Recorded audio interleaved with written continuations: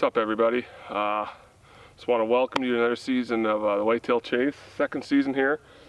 Hopefully bring you guys a bunch of videos this year again for habitat stuff that I'm doing out here, and hopefully you guys will submit some too. But just wanted to take a minute today and show you guys what I've been up to. So this is a project that I was thinking about doing, but up until about, I don't know, 6 hours ago I decided that I'm going to do it. But where I'm at right now is in the middle of my kill plot. An area that I made last year. It was real small, maybe a 1/16 of an acre, in the middle, well, not the middle, but on the further west edge of woods. It's probably about 10 acres. But what I did today was I basically doubled the size of this kill plot. So I'll grab the camera here and show you guys what we're doing here. So this was what the kill plot was this big right here. Got a stump there.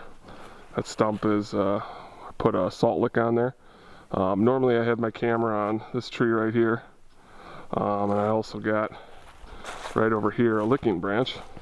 And basically the edge of this food plot, or kill plot, was about where the saw was, a little bit further in there. And this was all clover last year. And you can see already, here we are, it's the, what is today, the 16th of March.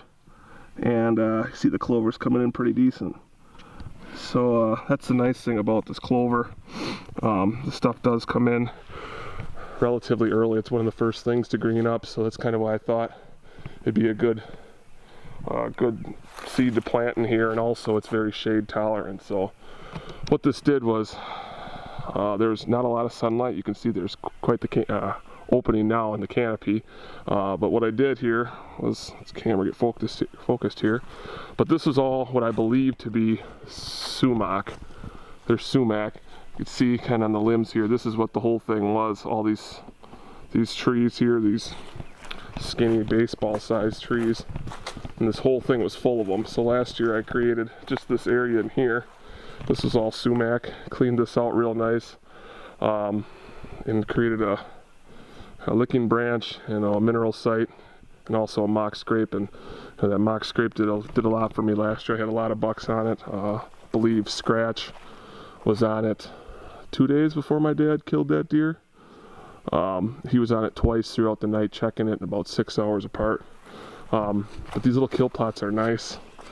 But I came in here today, like I was saying earlier, and cleaned out an area. I would guess it's probably 30 feet by 40 feet. And I stacked all the brush over here on this edge. Normally I would burn the stuff, but because it is already middle of March, I probably won't burn it. And also I want to see what it's going to do for me, because right behind this sumac, you can see it there, is a ladder stand. So that tree stand sets up real nice in here. Easy access. I would access from back behind that oak tree where the open fields are. We got some switchgrass over there, and that's where our main road is on how we access basically a lot of the stands. But I also got another stand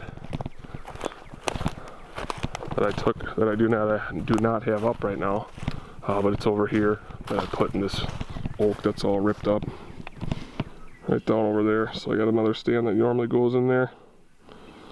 Just kind of combat the two different winds. But the whole point of this kill plot is basically to catch the deer moving earlier. So back over this way, this would be the far, let's see, that's west end of the woods. So out there is big on the hill, it's all big ag fields, corn most of the time. But what that does is that's where those deer end up at the later hours of the day, you know, and they all kind of head out that direction to feed at night. But this wood sets up really nice, this kill plot, because them deer come from the east on the other side of the four-wheeler down here. And it's probably, I would guess, from the edge of the kill plot to the far end of the woods is probably 250 yards. So a lot of those deer, they bed down on the southern or the eastern end of this, and then they work their way up into this kill plot. You know, they last maybe 15 minutes of daylight, and then they work their way out into the ag fields. So just wanted to make this a little bit bigger. Show you guys. I'm gonna walk down kind of to where these deer bed, and I'll show you what that looks like a little bit down there. All right, so here I am I'm on the far eastern end. I got another maybe 40 yards till I get to the edge of this. But it gets real thick in here. You can see, there's a fair amount of opening in the canopy, and there's this small scrubby brush here, and then on the edge of that, it's red dogwood, and then there's some trees that I dropped to grow up through the grass just to give it a little more bedding. So this is where these deer like to bed. They spend a lot of time down in here throughout the day. Summer months, this is probably where most of the deer spend their time. This kill plot gets a lot of summer activity just because it is clover, and it's not much of a late food source, but there is some trees in here that I did hinge this year. Not a lot. Basically just wanted to try and really see how these deer utilize this kill plot and utilize this another year before I came in here and started making a ton of changes.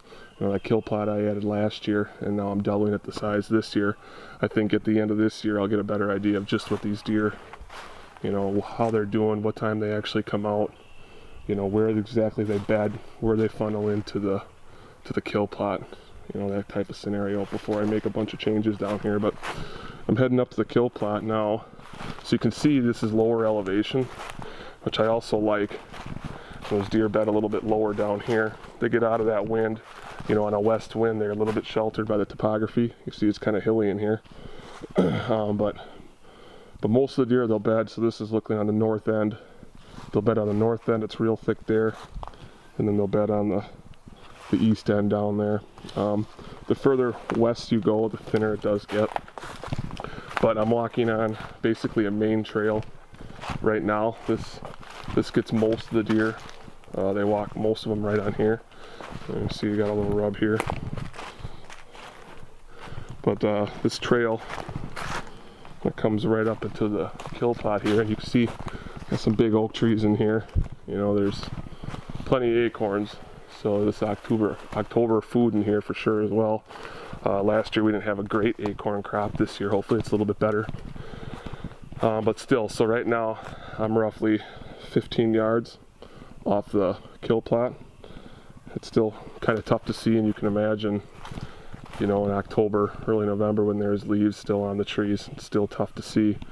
But right there, the four-wheeler's 15 yards from me, and you can't even see it. I got an orange case. Maybe you can just barely see it sitting on top of it right there. So you just barely see through it, and that's where that stand is too. So walking up into the kill plot, you see there's deer tracks in here already. Deer are starting to move back on the property from the winter. So now, see, it's real thick thorns in here, and this is where the main trail is coming in. And you got another rub right here. So they're basically, right here is where most of the entry is. There is another entry that goes down on the bottom side here. So this would be off the northwest corner. I got a stand over there in those oaks. And so this is where the deer most of the time will pop out, because this is pretty thick. It kind of funnels them into this area here. So from right here, from where that tree stand is about 40 yards, I would say. So most of the time, from what I've seen over the past year, those deer feed here. They'll come in here for a while. There's a steep ravine here. They'll either go head off this direction, which most of the time they don't. They'll actually cut right through here, heading this way.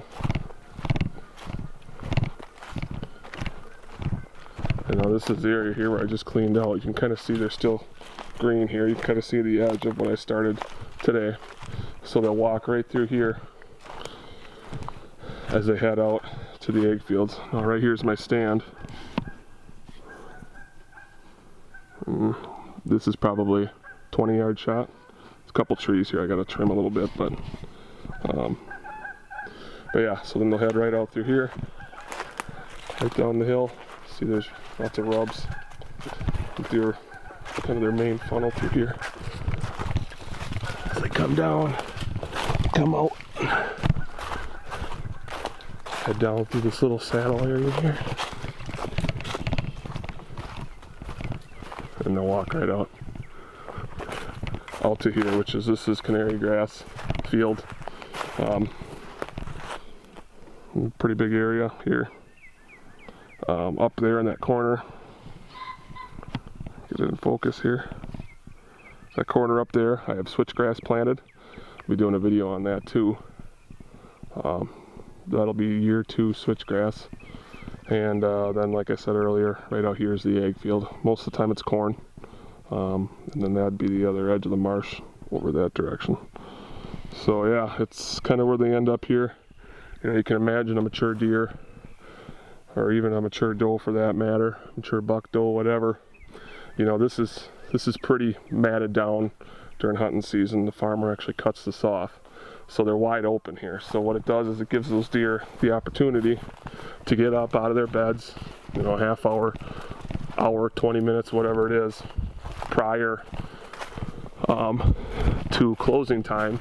And it gives them that opportunity to get out of their beds, come up here, feed in this kill pot for 10-15 minutes, let it get a little bit darker before they head out, and they're fully exposed as they cross over into the main food source. Just touch real quick on how I did this.